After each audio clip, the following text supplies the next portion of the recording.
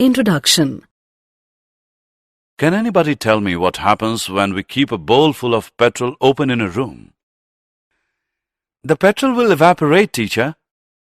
That is correct. You see that the energy generated by petrol is evaporated in the environment, but in a form that is not usable. However, if we use the same petrol in our bike, the petrol is converted into an energy source that is usable. Children, in this lesson, we will learn about the conventional sources of energy and the non-conventional sources of energy and its impact on the environment. Objectives.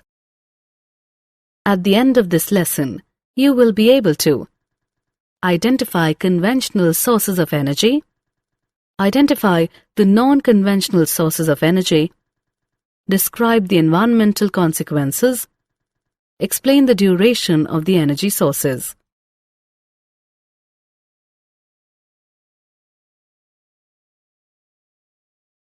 A good energy source. In your day-to-day life, you need a lot of energy throughout the day. All physical activities that you perform require energy. Also, this energy comes from a source that would give you the required energy to perform any activity. You need to keep in mind that any good energy source must assist you in performing a large volume of work, be easily available, be easy to store and move from one location to another, be affordable. Conventional sources of energy, fossil fuels. Fossil fuels are generated by natural processes. They include a high percentage of carbon. These are non-renewable sources of energy as they take millions of years to form. The reserves of these fuels are reducing at an alarming rate. The types of fossil fuels are coal, petroleum, natural gas, heavy crude oil.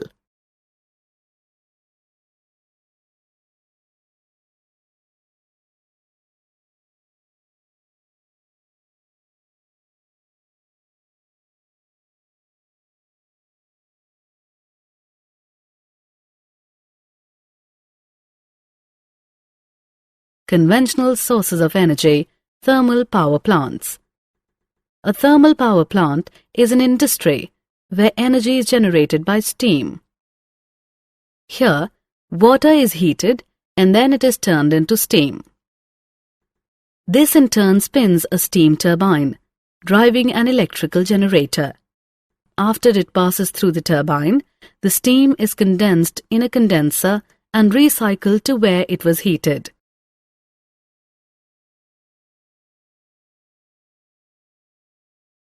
Conventional sources of energy, hydropower plants.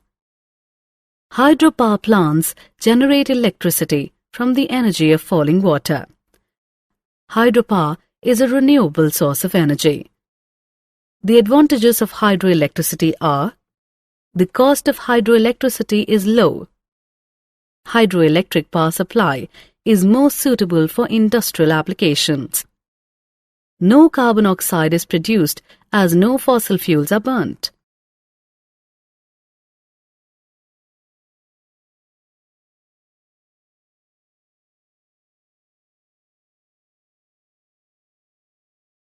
Did you know?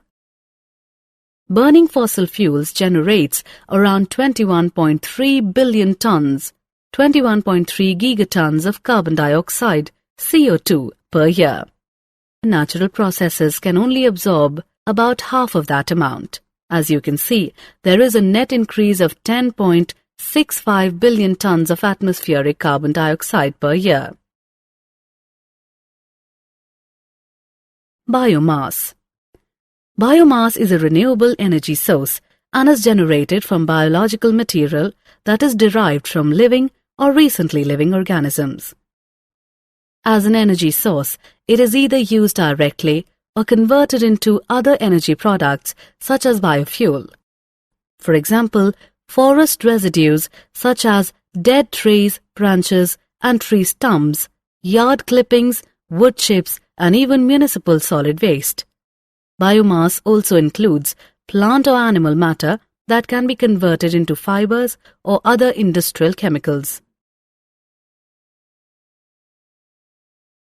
Wind energy. Wind power is the conversion of wind energy into a useful form of energy, using wind turbines to make electricity, windmills for mechanical power, wind pumps for water pumping or drainage, or sails to propel ships. A large wind farm consists of several hundred individual wind turbines that are connected to the electric power transmission network. Offshore wind farms harness more frequent and powerful winds than are available to land-based installations. They have less visual impact on the landscape, but construction costs are considerably higher. Small onshore wind facilities provide electricity to isolated locations, and utility companies increasingly buy back surplus electricity produced by small domestic wind turbines.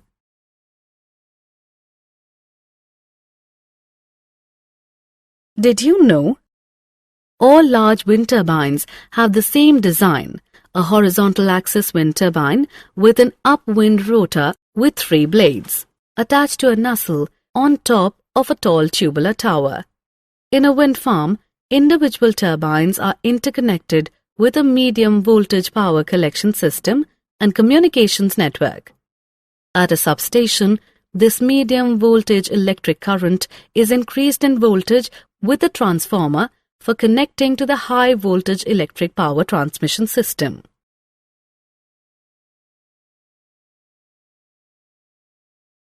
Alternate energy sources. As we progressed, our day-to-day life activities also changed. We now get most of our work done by machines. Due to this, we need to look for alternate sources of energy, as our natural resources are not sufficient to provide for the energy in our machines.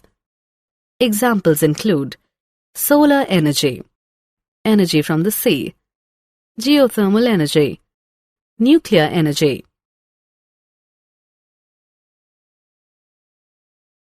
Solar energy. Solar energy is derived from the radiant light and heat of the sun. It has been used by humans since ancient times for a range of technologies.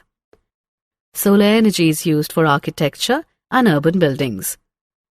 Solar energy is also used for heating water in our day-to-day life, where the solar hot water systems use sunlight to heat water. In low geographical latitudes, the domestic hot water usage is provided for with temperatures up to 60 degrees Celsius by solar heating systems.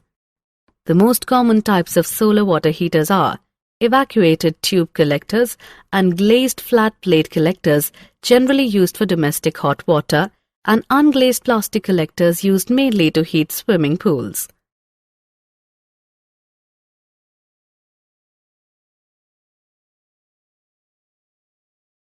Energy from the sea. Tidal energy. Tidal energy is a form of hydropower that converts the energy of tides into electricity. This is a renewable source of energy. Tidal energy is extracted from the oceanic tides. Tidal forces are periodic variations in gravitational attraction exerted by the moon. This force creates motions or currents in the oceans. Due to the strong attraction to the oceans, the water level rises. This leads to the water from the middle of the ocean to move towards the shorelines, creating a tide. This is an unfailing occurrence due to the consistent pattern of the moon's orbit around the Earth. The energy generated by the tide is saved by constructing a dam on a narrow opening to the sea. A turbine is then fixed at the opening of the dam that converts this tidal energy to electricity.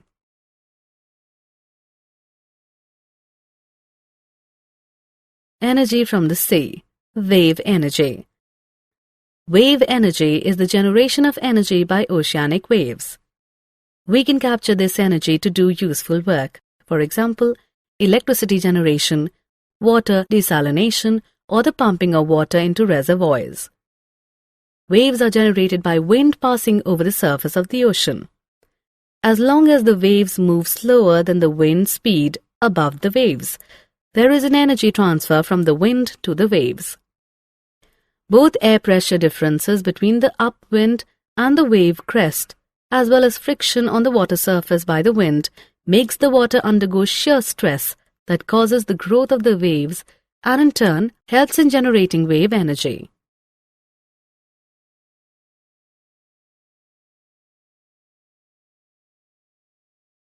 Energy from the sea, ocean thermal energy. Ocean thermal energy uses the temperature difference between cooler deep surface and warmer shallow surface ocean waters to run a heat engine and produce useful form of energy, mainly electricity. The heat engine gives greater efficiency and power when it is run with a large temperature difference. In the oceans, the temperature difference between surface and deep water is greater in the tropical areas, and other areas it is a modest 20 to 25 degrees Celsius. After the surface water is sufficiently warm, it is used to boil volatile liquid ammonia. The vapors of ammonia are then used to run a turbine. The cold water is then pumped from the depths of the ocean and is used to condense the ammonia vapor back to the liquid. Did you know? The Earth receives 174 petawatts of solar radiation at the upper atmosphere. Approximately 30% is reflected back to space, while the remaining 70% is absorbed by clouds, oceans, and land masses. Geothermal energy. Geothermal energy is thermal energy generated and stored in the earth. Molten rocks are formed in the deeper hot regions of Earth's crust. Heat conducts from the Earth's core to the surrounding cooler rock. The high temperature and pressure causes some rock to melt. This heats the rock and water in the crust, sometimes up to 370 degrees Celsius. Geothermal energy is used for hot springs and space heating.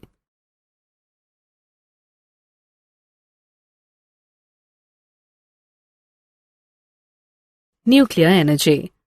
Nuclear energy uses sustained nuclear fission to generate heat and electricity. It is a sustainable energy source that reduces carbon emissions. Nuclear energy is generated by a process called nuclear fission.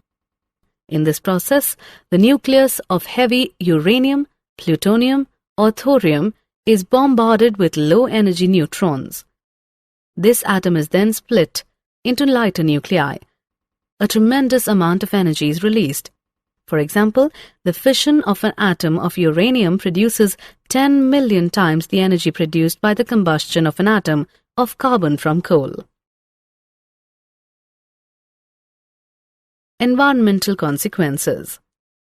Using any source of energy affects the environment around us. Therefore, before exploiting any energy source, ensure that it does not disturb the environmental balance and is harnessed judicially. Renewable sources of energy last for as long as they keep generating, whereas non-renewable energy runs out. We have to be judicious in our selection of energy, the purpose of the energy being used, and the actual usage of the energy.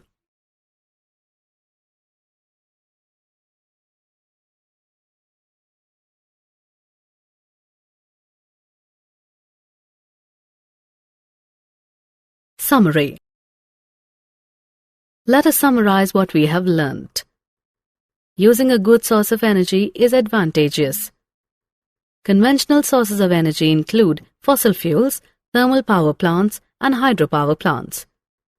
The conventional sources of energy improved with the use of biomass and wind energy. Solar energy, energy from the sea, geothermal energy, and nuclear energy are all alternate sources of energy. Renewable sources of energy last for as long as they keep generating, whereas non-renewable energy runs out. We have to be judicious in our selection of energy, the purpose of the energy being used, and the actual usage of the energy, so as to avoid affecting the environment around us.